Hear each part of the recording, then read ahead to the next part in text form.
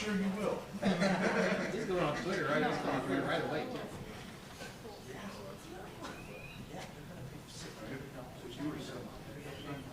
It's fair. It's a good description.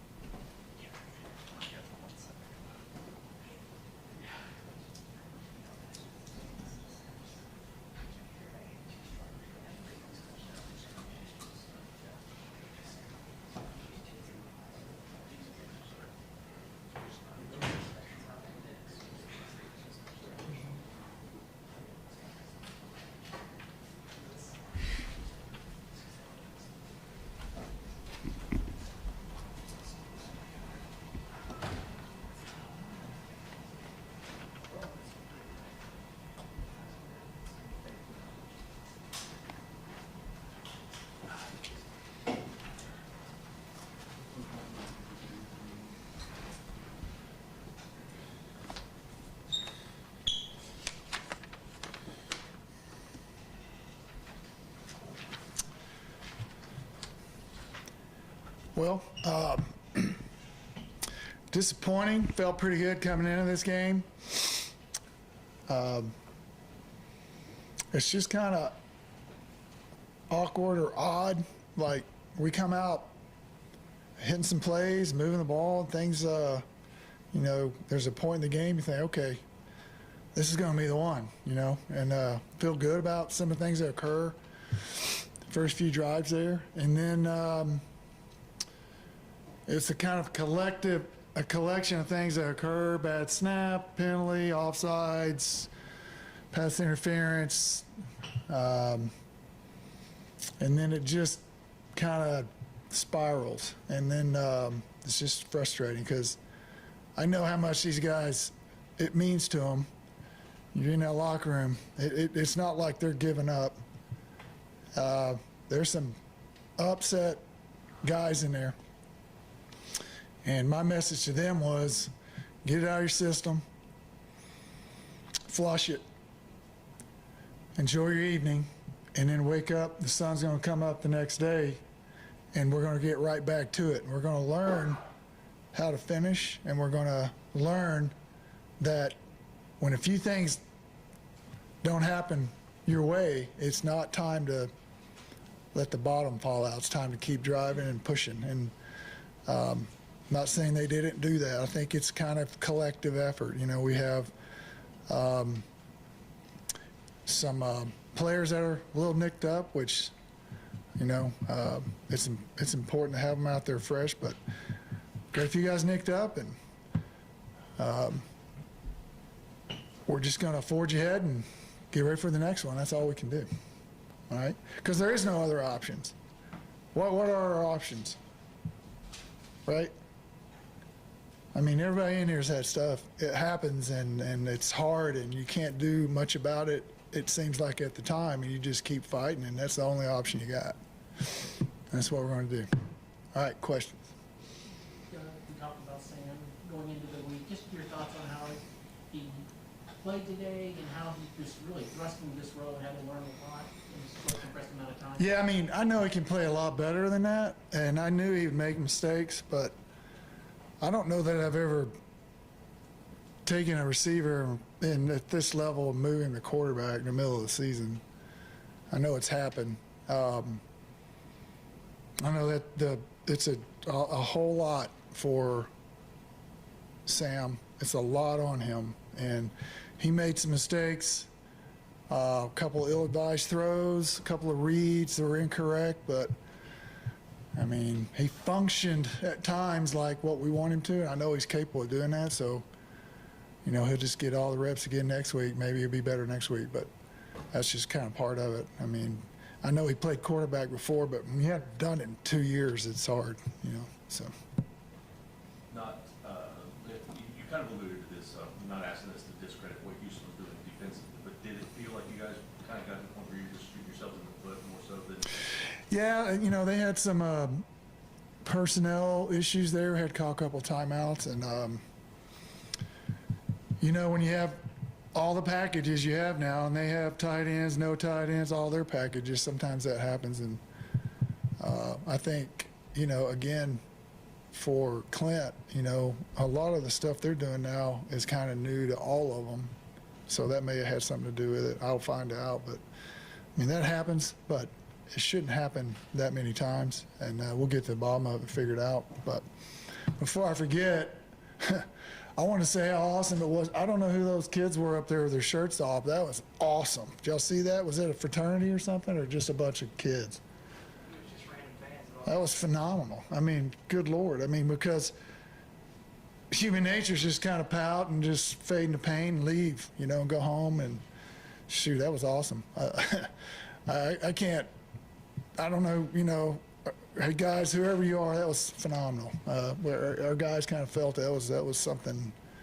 You don't see that very often, you know, when things aren't going like the way you want them to. But just awesome. Appreciate our students hanging in there with us and giving us something to play for. All right, now next question. Coach, a lot of guys early in the game on offense kind of touched the ball. Was that part of the game plan? Was just going to get more players involved? Yeah, I mean, that's what balance is how many different guys can touch it, you know. And we're trying to disperse it around a little bit and get some guys involved. And, you know, we did some nice things there early. And it wasn't like an elaborate scheme to have this guy, that, you know, it just kind of unfolded that way. And looking back on it, it was probably kind of somewhat subliminally planned that way, I think.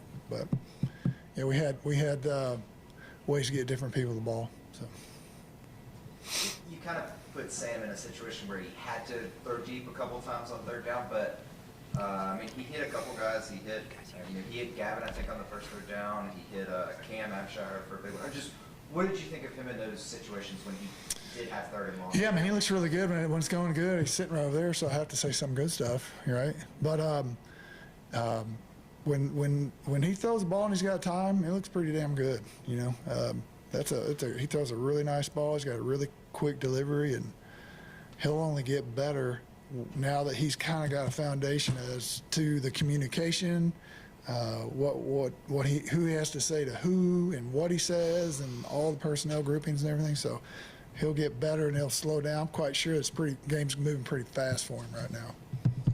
So. Was it good to get Noah some reps, just to get him some live action out there? And what did you think about his drive in the fourth quarter? Yeah, it's pretty cool. Again, you know, there's a kid that was just kind of on the street. He was at Central Florida. Wasn't even on the team, I believe. He got kind of left out somehow or another. I don't really know that full story, but I mean, he's played a lot of football. He's an older kid, and he's been a quarterback here for a while now and's been in the system, and it was pretty neat to see. And it was a great play by Freeman, and you know, it was a little late for some of that, but at least it was something positive to build on. So yeah, I'm happy for him. That's for the road he traveled to get here, and you know, if we hadn't called him, he'd be playing at the intramural leagues in Central Florida. So to come in and throw a TD pass and P Ford, and that you're about to be the starter for the Sigma Chi's, you know, that's pretty amazing, right? So. Put on your offensive coordinator hat and looking back at the last 3 quarters, did it feel like it was kind of a 1 step forward, 2 steps back? Yeah, that's the way it was to me, and it's just like, again, I mean, I need to watch it, but it's a bad snap, man. It's a penalty. Then he missed a block, and then the receiver did this, and da-da-da, or the quarterback. You know, it's just like, it's not like 1 or 2 guys just stink it up. It's just like, it's kind of spread around a little bit. And then, you know, and when things don't go well and you're having a rough time and 3 or 4 things happen the wrong way, you know, sometimes it's harder to overcome it, you know. So we just got to try to find a way not to let those little things occur. So. On the defensive side, what have you kind of seen from Mordecai the last couple of weeks? He's done really well. I mean, wasn't it last week he led the team in tackles? Was that right? Yeah. What do you have today? I mean, gee whiz. You know, that kid, you know, he's playing for the school, for the love of the school and for the love of the game. And, you know, when you go out and you play like that and things aren't going great, that says a lot about somebody, right? And it says a lot about somebody. So you would say that his arrow is pointing up and he's going to have some good football ahead of him. You know what I mean? So appreciate him. Yeah. What about Rigby's throw? He underthrew it. It was a horrible throw. But I do appreciate it because yesterday in the walkthroughs he threw it to the wrong guy. He threw it back to the quarterback. So we straightened that out. At least I said, here's your option. Throw it to that guy or you run. That's it. You have no other option. But no, it's a good throw. I mean, he throws a good ball. I think if you watch it, I think I looked at the Jumbotron. There was a guy like coming right at him, right, and he threw it. And I think he kind of had to throw and duck a little bit. It's a great catch by Fields. But yeah, I mean, you just hope periodically those things occur and you just get some momentum and you get going, you know. But yeah, proud of him, you know. You had a couple plays like that this year where you've had big plays when you do stuff like that. You've had some times where, you tried to snap to the running back and you lost the ball. You were able to dial. Do you kind of, when you call plays like that, do you kind of have to take it and know there's a chance this goes really well and there's also a chance we lose 3 yards, but it'll work out in our favor long term if we do enough of those? It's kind of like, you know, you're trying to hit 4s and 5s at the crap table instead of 6s and 8s, right? But yeah, I mean, that you put a guy back there that's not used to taking snaps like that, and he has to, you know, give a cadence, and we just felt like he had done enough of it that it was good, and the snap was a little off and a little hot to the right, I believe, and you know, that's just part of it. But you gain numbers and that stuff. Like, everyone's kind of blocked when you direct snap it, so that's kind of the MO. But yeah, I mean, you're taking a little bit of a chance because that's not what he does primarily. So yeah. Last couple of folks, we got players here. We have. With you mentioned Fields' catch, you know, he's had 3 games in the last 4 now where he's had over 100 yards from scrimmage with his receiving out of the end. So he's really kind of seems to be developing. Yeah, he is. He's a well-rounded kid, a great kid that really cares, really studies, asks questions, and he's got some talent and some make-you-miss capability. We just got to do a better job of getting him some carries that are a little bit more rudimentary, I guess you'd say, where he can just kind of get downhill and hit the hole and get some yards the old-fashioned way, probably a little bit more in some of the razzle-dazzle business we've been kind of doing. So we'll go back to work and look at that and see if there's something a little bit more contemporary where he can just kind of get downhill and use his talent. So. We asked you when you first started, 4th down calls. Talking about that 4th down call today, I know it didn't. Man, he should have ran it. It was a draw, and he threw the quick game. You talking about the 4th and 2? Yeah. There's 4 guys in the box. But then again, you know, that's what, you know, you look at, where is he, right? He knows that. I mean, but like, when you run a speedball play like that and it's bang bang hand play quarterback, that's what happens. So we were just trying to slip one in there before they could load up on us and have 7 up and all the blitzes and the crap they do, and it just kind of backfired. But he'll get better at that, so because he can run with the ball, but he made a decision quickly and it didn't happen. But Thanks, Coach. all right, thank you guys, appreciate it. Thank you, Bud. Sam Jackson, four-time Daniel, Coach Ball, watch your back. Sam Jackson, four-time